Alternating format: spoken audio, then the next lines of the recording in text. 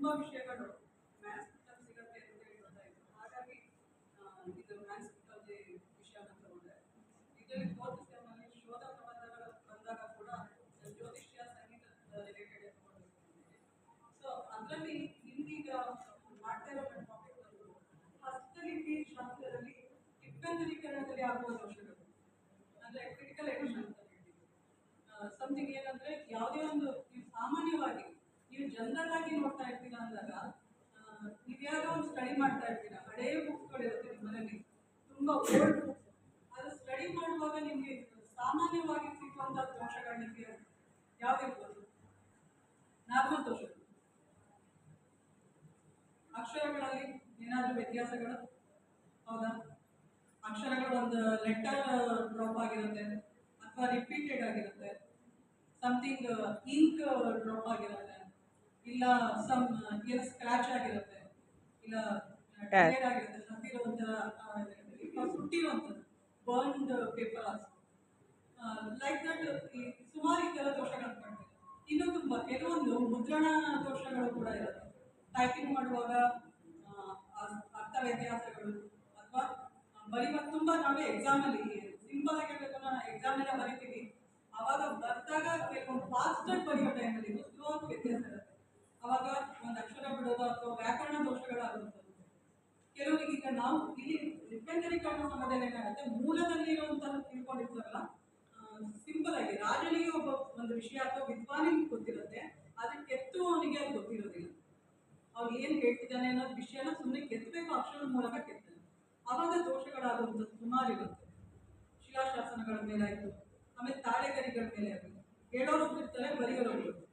ಅವಾಗ ಏನಾಗುತ್ತೆ, ಶ್ರುತಿ ಪರಂಪರಾದಲ್ಲಿ ಆಮೇಲೆ ಬಂದಿದ್ದು ಲಿಖಿತ ಪರಂಪರ. ಲಿಖಿತ ಪರಂಪರಾದಲ್ಲಿ ಬರೆಯುವಾಗ ದೋಷಗಳಾಗ್ತವೆ.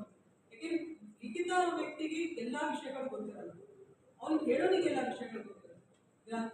ಇದು ವ್ಯಾಕರಣ ಆಗಲಿ, ಸಮಾಸ ಆಗಲಿ, ಸಂಧಿ ಆಗಲಿ, ಛಂದಸ್ಸಾಗಲಿ, ಈ ಥರ ಎಲ್ಲ ದೋಷಗಳನ್ನ ಆಗುವಂಥದ್ದು ಇಲ್ಲಿ ಹಸ್ತಲಿಪಿ ಶಾಸ್ತ್ರದಲ್ಲಿ ಲಿಪ್ಯಂತರೀಕರಣದಲ್ಲಿ ಆಗುವಂತಹ ದೋಷಗಳು. ಅದು ಯಾವುದೇ ದೋಷ ಒಂದು ಶೈಲಿ ಮೀನ್ಸ್ ಸ್ಟೈಲ್, ರೈಟಿಂಗ್ ಸ್ಟೈಲ್ ಹೇಗಿರುತ್ತೆ ಅಂತ ಹೇಳಿದ್ರೆ ಡಿಫ್ರೆಂಟ್. ಒಬ್ಬ ಸಾಮಾನ್ಯವಾಗಿ ವ್ಯಾಲ್ಯೂಟರ್ ಯಾರು ಇರ್ತಾರೆ ಅವ್ರಿಗೆಲ್ಲ ಒಬ್ಬರೊಬ್ರು ಒಂದೊಂದು ರೀತಿ ಸ್ಟೈಲಲ್ಲಿ ಬರೀತಾ ಹೋಗ್ತಾರೆ. ಆ ಸ್ಟೈಲ್ ಎಲ್ರಿಗೂ ಹೋಗ್ಲಿಕ್ಕಾಗಲ್ಲ, ಎಲ್ರಿಗೂ ಅರ್ಥನೂ ಆಗೋದಿಲ್ಲ. ಆ ಲೆಟರ್ಸ್ ಇರುತ್ತೆ. ಜೊತೆಗೆ ಲಿಪಿ ಮೀನ್ಸ್ ಡಿಫ್ರೆಂಟ್ ಟೈಪ್ ಆಫ್ ಲಿಪೀಸ್ are there. Granthalipi is available and Sharda available, Malayalam available, Kannada available. So many different lipis are available. We are writing in different styles and lipis. ಏನಂದ್ರೆ ಅಲ್ಲಿ ಬರೆಯುವ ಅಂದರೆ ಹಸ್ತಲಿಪಿ ಪಾಠಾಂತರ ಮಾಡೋರಿಗೆ ಎಲ್ಲ ಲಿಪಿಗಳು ಕಲಿತಿರ್ಬೇಕು. ಸರ್ವಶಾಸ್ತ್ರ ವಿಶಾರದ ಅಂತ ಹೇಳ್ತಾರಲ್ವಾ, ಇದು ಸರ್ವಶಾಸ್ತ್ರ ವಿಜ್ಞಾನ, ಸರ್ವಶಾಸ್ತ್ರ ವಿಶಾರದ ಅಂತ. ಎಲ್ಲ ಶಾಸ್ತ್ರಗಳನ್ನ ಅರ್ಥಕೊಂಡಿರ್ಬೇಕು. ಎಲ್ಲ ಶಾಸ್ತ್ರಗಳು ಅವನಿಗೆ ತಿಳಿದಾಗ ಮಾತ್ರ ಅದು ಬರೀಲಿಕ್ಕೆ ಸಾಧ್ಯ, ಇಲ್ಲ ಅಂದ್ರೆ ದೋಷಗಳಾಗುತ್ತೆ. ಎಕ್ಸಾಂಪಲ್ ತಕಾರ ಪಕಾರ ಆಗುತ್ತೆ. ಬೆಂಗಾಲಿನಲ್ಲಿ ನಾವು ರೈಟಿಂಗ್ ಮಾಡಿದಾಗ ಅಲ್ಲಿ ತಕಾರ ಯೂಸ್ ಮಾಡಲ್ಲ, ಪಕಾರ ಯೂಸ್ ಮಾಡ್ತೇವೆ, ವಾಕ್ ಅಂತ ಯೂಸ್ ಮಾಡ್ತಾರೆ. ಅದೇ ತಮಿಳಲ್ಲಿ ಬಂದಾಗ ತಕಾರ ಯೂಸ್ ಮಾಡ್ತಾರೆ ಥರ್ಡ್ ಜಾಗದಲ್ಲಿ. ಈ ಥರದಲ್ಲಿ ದೋಷಗಳಾಗುವಂಥದ್ದು ಲಿಪಿನಲ್ಲಿ. ಆ ಲಿಪಿಗಳ ದೋಷಗಳಾದ್ಮೇಲೆ ಭಾಷೆ, ಖಂಡಿತ ಭಾಷೆಯಲ್ಲಿ ಸುಮಾರು ದೋಷಗಳಾಗುತ್ತೆ. ನಾವು ಕನ್ನಡದಲ್ಲಿ ಮಾತಾಡೋದು, if you are talking in that English, it will be different, it will be short. In that Malayalam, it will be pronunciation, it will be totally change. In that Tamil also it will be different. We are using ಳ in that south languages.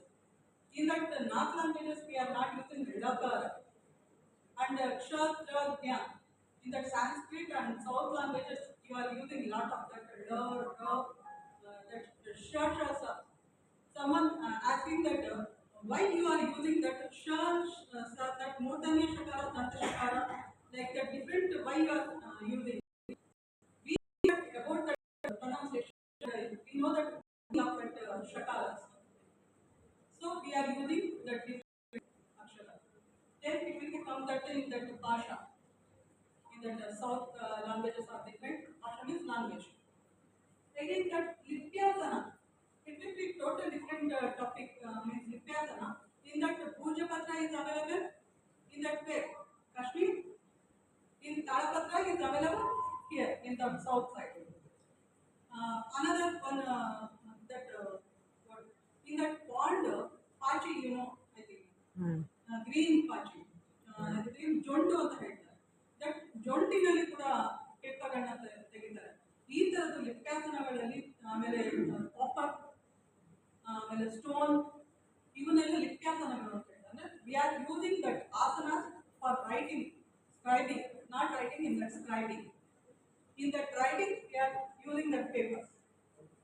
Some lipis are means granthas are available in that Kaggada also, but most lipis are means granthas are available in that stones and coppers and so many patras, puja patra, tala patra, like that different patras. This is lipasana. In that samagri, you are using so many samagris for scribing something. And you are using ink, you are using something varnas, and we are using lekanis, that is that samagris, and cleaning is also including this that dosha. That pen is given some dosha. Scribing, that papers are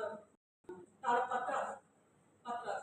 ಈಗ sharp, ಈಗ ಬ್ರಾಹ್ಮಿ example, ಬ್ರಾಹ್ಮಿ ಬರಿತಾ ಇರ್ತೀರಾ, ನೀವೇನಾದ್ರೂ ಪತ್ರ ಕಲ್ಲಲ್ಲಿ ಬರೆಯುವಾಗ okay, stone ಅಲ್ಲಿ, ನೀವು ತಾಳಪತ್ರದಲ್ಲಿ ಏನಾದ್ರು ಬರೆಯುವಾಗ ಸ್ಕ್ರಾಚ್ ಆಗುತ್ತೆ, ಜಸ್ಟ್ ಎಡ್ಜಸ್ ಎಲ್ಲ ಕಟ್ ಆಗೋ ಚಾನ್ಸಸ್ ಇದೆ. ಸೊ ಅಲ್ಲಿ ದೋಷಗಳು ಆಗೋದು ಈ ಸಾಮಗ್ರಿಗಳಲ್ಲಿ ಬರಿವಾಗ. ಪ್ರಾದೇಶಿಕ ಮತ್ತು ಸಂಸ್ಕೃತಿ ಮತ್ತೆ ಸಂಪ್ರದಾಯ. ಪ್ರಾದೇಶಿಕ ಸಂಸ್ಕೃತಿ ಮತ್ತು ಸಂಪ್ರದಾಯಗಳು ಹೇಗೆ ಅಂದ್ರೆ, ಈಗ ನಮ್ಮ ಪ್ರಾದೇಶಿಕ ಸಂಸ್ಕೃತಿ ಸಂಪ್ರದಾಯಗಳು ಹೇಗಿದೆ ಕರ್ನಾಟಕದಲ್ಲಿ, we are using in that Tamil Nadu we are using different ಸಂಸ್ಕೃತಿ and ಸಂಪ್ರದಾಯ, in Karnataka we are using different ಸಂಸ್ಕೃತಿ and ಸಂಪ್ರದಾಯ. ಅದು ನಮ್ಮ ಕಾವ್ಯಗಳಲ್ಲಿ ಮತ್ತೆ ಲೇಖನಗಳಲ್ಲಿ ನಾವು ಬರೆಯುವಂತ ಗ್ರಂಥಗಳಲ್ಲಿ ದೋಷಗಳು ಅಥವಾ ಅರ್ಥ ವ್ಯತ್ಯಾಸಗಳು, ಸುಮಾರು ದೋಷಗಳು ಅಂತ ಇಲ್ಲ, ವ್ಯತ್ಯಾಸಗಳು, ಸಾಮಾನ್ಯ ವ್ಯತ್ಯಾಸಗಳು ಕೂಡ ತುಂಬಾ ಇರುತ್ತೆ. ಈಗ ರಾಮಾಯಣದಲ್ಲಿ ವಂಶವೃಕ್ಷ ನೀವು ತೆಗೆದುಕೊಂಡಿದ್ರೆ ಇಡೀ ಭಾರತದಲ್ಲಿ ಎಲ್ಲಾ ಕಡೆ ಉತ್ತರದವರು ಬಂದಿದ್ದಾರೆ, ದಕ್ಷಿಣದವರು ಬಂದಿದ್ದಾರೆ, ಅದರಲ್ಲಿ ತುಂಬಾ ವ್ಯತ್ಯಾಸ, ಕಥೆಗಳಲ್ಲೂ ಕೂಡ ವ್ಯತ್ಯಾಸ ಇದೆ. ನಾನು ಎಕ್ಸಾಂಪಲ್ ಒಂದು ಧನುಷ್ಕೋಡಿ ನಾನು ಇಲ್ಲಿದೆ ಹೇಳ್ಬೇಕು ಅಂದ್ರೆ, ಧನುಷ್ಕೋಟೆ ನಾನು ಇಲ್ಲಿ ನೋಡಿದ್ದೀನಿ, ರಾಮೇಶ್ವರಲ್ಲಿ ಧನುಷ್ಕೋಡಿ ನೋಡಿದ್ದೀನಿ. ಸೇಮ್ ಸ್ಟೋರಿ ಹೇಳ್ತಾರೆ. ರಾಮ ಸೀತೆಯನ್ನ ಕಾಡಿಗೆ ಕರ್ಕೊಂಡು ಬಂದಾಗ ಅಲ್ಲಿ ಅವಳಿಗೆ ಬಾಯಕ್ಕೆ ಆದಾಗ, ಸೊ ಅವರು ಏನ್ ಮಾಡಿದ್ರು ಅಂದ್ರೆ, ನೀರ್ ಬೇಕು ಅಂತ ಕೇಳಿದಾಗ ಬಾಣ ಬಿಟ್ಬಿಟ್ಟು ನೀರನ್ನು ಕೊಟ್ಟ ಅಂತ. ಇಲ್ಲಿ ಬಂಡೆ ಒಳಗಡೆ ನೀರಿದೆ, ಅದೇ ರಾಮೇಶ್ವರಂ ಅಲ್ಲಿ ಸಮುದ್ರದಲ್ಲಿ ಸಿಹಿ ನೀರು ಸಿಗುತ್ತೆ. ಸೇಮ್ ಧನುಷ್ಕೋಡಿ ನೋಡಿ, same story, same Ramayana story, but ಅಲ್ಲಿ ಹೇಳ್ತಾ ಇರೋದು ಆ ತರ, ಇಲ್ಲಿ ಹೇಳ್ತಾ ಇರೋದು ಈ ತರ. ಇಲ್ಲೇ ನಮಗೆ ಗೊತ್ತಾಯ್ತು, ಪ್ರಾದೇಶಿಕ ಸಂಸ್ಕೃತಿ ಮತ್ತೆ ಸಂಪ್ರದಾಯದಲ್ಲಿ ಸೇಮ್ ಸ್ಟೋರಿನಲ್ಲಿ ಡಿಫ್ರೆಂಟ್ ಡಿಫ್ರೆಂಟ್ ಸ್ಟೋರೀಸ್ ನಾವು ಏನ್ ಮಾಡಿದ್ವಿ, ಮತ್ತೆ with including that Sakshi. So ವ್ಯಾಕರಣ ದೋಷಗಳು, ಸಂಧಿ ದೋಷಗಳು, ಸಮಾಸ ದೋಷಗಳು, ಅಲಂಕಾರ ಛಂದಸ್ಸಿದೆಯಲ್ಲ, ಇವುಗಳನ್ನು ಸಾಮಾನ್ಯವಾಗಿ ಯಾವ ರೀತಿ ಬರುತ್ತೆ ಅಂತ ಹೇಳಿ.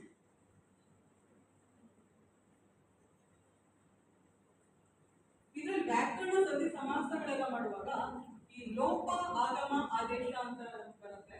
ಈ ಲೋಪ ಆಗಮ ಆದೇಶ ಬಂದಾಗ ಯಾವ ರೀತಿ ಆಗುತ್ತೆ, ಈಗ ಪದಗಳನ್ನು ಸೇರಿಸುವಾಗ ಮುಂದೆ ಸೇರಿಸೋದು, before prefix or suffix, we are adding some letter, then that meaning also totally change.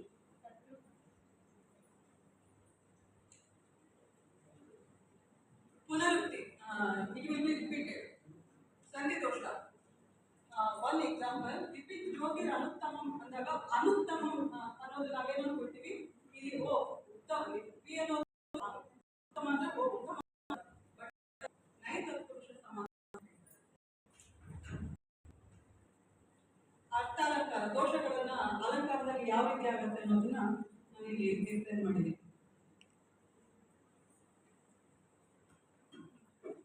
ಸಮಾಸಗಳಲ್ಲಿ ಆಗುವಂತಹ ದೋಷಗಳು, ಲತಾ ಮುಂಗುರುಳು, ಅರ್ಥ ವ್ಯತ್ಯಾಸಗಳು ಕೂಡ ಆಗುತ್ತೆ. ಕಣ್ಣಿನಿಂದ ಕುರುಡ ಅಂದ್ರೆ ವಿಭಕ್ತಿ ಸ್ಥಿತಿಯಲ್ಲಿ ಕೊಡುವಂತ ಆಗುವಂತಹ ದೋಷಗಳು. ಈ ವಂಶವೃಕ್ಷ ಅಂತ ತೆಗೆದು ನೋಡಿದಾಗ ರಾಮಾಯಣದ ವಂಶವೃಕ್ಷ ತರ ನಾವು ರಾಮಚರಿತಮಾನಸ ಡಿಜಿಟಲೈಸ್ ಅಲ್ಲಿ ನೋಡಿದಾಗ ರಾಮಚರಿತ ಮಾನಸವನ್ನ 300ರಿಂದ 400 ಜನ ಅದನ್ನು ಲಿಪ್ಯಂತರೀಕರಣ ಮಾಡಿದ್ದಾರೆ. ಹಾಗಾಗಿ ಅಲ್ಲಿ ಎಷ್ಟು ದೋಷಗಳು ಬರ್ಬೋದು, ಅದನ್ನ ಆಲ್ಫಾಬೆಟಿಕಲಿ ದೋಷಗಳನ್ನ ನಿಮ್ಗೆಲ್ಲ ಪಾಠಾಂತರ ಸಂಕಲನ ಮಾಡ್ತಾರೆ. ಆ ಸಬ್ಜೆಕ್ಟ್ ಅದು ಬಂದಾಗ ನಿಮ್ಗೆ ಅದ್ರಲ್ಲಿ ಗೊತ್ತಾಗುತ್ತೆ ಯಾವ ರೀತಿ ಅಂದ್ರೆ ಯಾವ ಲಿಪಿನಲ್ಲಿ ಯಾವ ದೋಷಗಳಾಗಿದೆ. ನಾವು ಬಾಕ್ಸ್ ಕಾಲಮ್ ಎಕ್ಸೆಲ್ ಅಲ್ಲಿ ಹಾಕೊಂಡು ಆ ದೋಷಗಳನ್ನು ನಾವು ಅಲ್ಲಿ ಐಡೆಂಟಿಫೈ ಮಾಡ್ಬೇಕಾಗುತ್ತೆ. ಒಂದ್ರಲ್ಲಿ ಏನಂದ್ರೆ ರಾಜ ಅಂತ ಬಂದಿದ್ರೆ ರಾಜ ಇನ್ನೆಲ್ಲೋ ಹೋದ, ದೇವಸ್ಥಾನಕ್ಕೆ ಹೋದ, ರಾಜನೂ ಹೋಗ್ಬೋದು, ಸಾಮಾನ್ಯ ಪ್ರಜೆನೂ ಹೋಗ್ಬೋದು, ಜೊತೆಗೆ ಬೇರೆ ಯಾರಾದ್ರೂ ಯಾತ್ರಿಕರು ಹೋಗ್ಬೋದು, ಪ್ರವಾಸಿಗರು ಹೋಗ್ಬೋದು. ಆ ರೀತಿ ಕಥೆನಲ್ಲಿ ಈ ರೀತಿ ಈಗ ಒಬ್ಬರು ಶಾರದಾನಲ್ಲಿ ಒಂದು ಈಗ ಸ್ಟೋರಿ ಹೇಳ್ತಾರೆ ಅದನ್ನು ಕೂಡ ಅದೇ ತರನೇ ಶಾರದಾನಲ್ಲಿ ಬಂದಿರ್ತಾರೆ ರಾಜ ಈ ಜಾಗಕ್ಕೆ ಹೋದ, ಹಾಗೆ ರಾಜ ದೇವಸ್ಥಾನಕ್ಕೆ ಹೋದ, ಮಂತ್ರಿ ಕಾರ್ಯಾಲಯಕ್ಕೆ ಹೋದ. ಅದೇ ಒಂದು ಶಾರದಾ ಲಿಪಿನಲ್ಲಿ ಬರ್ದಿದ್ರೆ ಗ್ರಂಥ ಲಿಪಿನಲ್ಲಿ ಈ ರೀತಿ ಬರ್ದಿರ್ತಾರೆ. ಆದ್ರೆ ಪಠ್ಯಂತರೀಕರಣ ಮಾಡುವಾಗ ಪಾಠಾಂತರ ಸಂಕಲನ ಮಾಡುವಾಗ ಪಟ್ಟಿ ಮಾಡಬೇಕಾಗುತ್ತೆ. ಪಠ್ಯಾಂತರ ಮಾಡುವಾಗ ಈ ರೀತಿ ರಾಮಾಯಣದ ವಂಶವೃಕ್ಷವನ್ನು ತಗೊಂಡಿದ್ದೀವಲ್ಲ ಆ ಥರ ಯಾವುದೂ ವಂಶವೃಕ್ಷ ತಗೊಂಡು ಅಂದ್ರೆ ಮೂಲ ಗ್ರಂಥಕ್ಕೆ ತುಂಬಾ ಹತ್ತಿರವಾಗಿ ಯಾವಿರುತ್ತೋ ಅದನ್ನ ನಾವು ಪಠ್ಯಂತರೀಕರಣಕ್ಕೆ ತಗೊಳ್ಬೇಕು. ಮಹಾಭಾರತದ ವಂಶವೃಕ್ಷದಲ್ಲಿ ನೋಡಿ ಶಾರದನಲ್ಲೂ ಇದೆ, ಮಲಯಾಳಂ, ತೆಲುಗು, ದೇವನಾಗರಿ ಗ್ರಂಥ, ನೇವಾರಿ, ಮೈಥಿಲಿ, ಬಂಗಾಳಿ ಇಷ್ಟನ್ನು ಕೂಡ ಬರ್ತಿದ್ದಾರೆ. ಈ ರೀತಿ ವಂಶವೃಕ್ಷ ಮಾಡ್ಕೋಬೇಕು. ಪಠ್ಯಾಂತರೀಕರಣ ಮಾಡುವಾಗ ಮತ್ತೆ ಪಾಠಾಂತರ ಸಂಕಲನ ಮಾಡಿಕೊಂಡು ನಾವು ಮೂಲ ಪಾಠಕ್ಕೆ ಹತ್ತಿರವಾದ ಪಾಠವನ್ನ ನಾವು ತಗೊಳ್ಬೇಕು. ಜಸ್ಟ್ ಇದು ಪಿಕ್ಚರ್ ಇಲ್ಲಿ ಆಗಿರುವಂತಹ ದೋಷಗಳನ್ನು ಆಗಿರುವಂಥದ್ದು ಇಲ್ಲಿ ನೋಡಿ ಇಂಕ್ ತುಂಬಾ ಸ್ಪ್ರೆಡ್ ಆಗಿದೆ. ಈ ತರ ದೋಷಗಳು ನಿಮ್ಗಿದ್ದಾಗ ಅಕ್ಷರಗಳು ಯಾವ್ದಿದೆ ಅಂತ ತಿಳ್ಕೊಂಡು ನಿಮಗೆ ಕಷ್ಟ ಆಗುತ್ತೆ. ಅವಾಗ ಸ್ಟೋರಿ ಕಂಪ್ಲೀಟ್ ಆಗಲ್ಲ. ಓಕೆ, ನಿಮಗೆ ಇದು ಸಬ್ಜೆಕ್ಟ್ ಗೊತ್ತಾಗಿರ್ಬೇಕು ಅಂತ ಅನ್ಕೊಂಡಿರ್ತೀನಿ. ಹತ್ತಲಿಪಿ ಶಾಸ್ತ್ರದಲ್ಲಿ ಲಿಪ್ಯಂತರೀಕರಣದಲ್ಲಿ ಆಗುವಂತಹ ದೋಷಗಳು ನೀವು ಮೂಲ ಗ್ರಂಥಕ್ಕೆ ಅತಿ ಸಮೀಪದ ಗ್ರಂಥವನ್ನು ಹುಡುಕುವಾಗ ಇದನ್ನೆಲ್ಲ ಪಟ್ಟಿ ಮಾಡಬೇಕು. ಇದನ್ನೆಲ್ಲ ಪಟ್ಟಿ ಮಾಡಿ ಮೂಲ ಗ್ರಂಥಕ್ಕೆ ಯಾವುದು ಸಮೀಪವಾಗಿದೆ ಅದನ್ನ ನೀವು ಫೈನಲ್ ಮಾಡಬೇಕು. Thank you very much. ಇದಕ್ಕೆ ಅವಕಾಶ ಕೊಟ್ಟಿರುವಂತಹ ನಮ್ಮ ಪ್ರೊಫೆಸರ್ ಹಾಗೂ ಇಲ್ಲಿರುವಂತಹ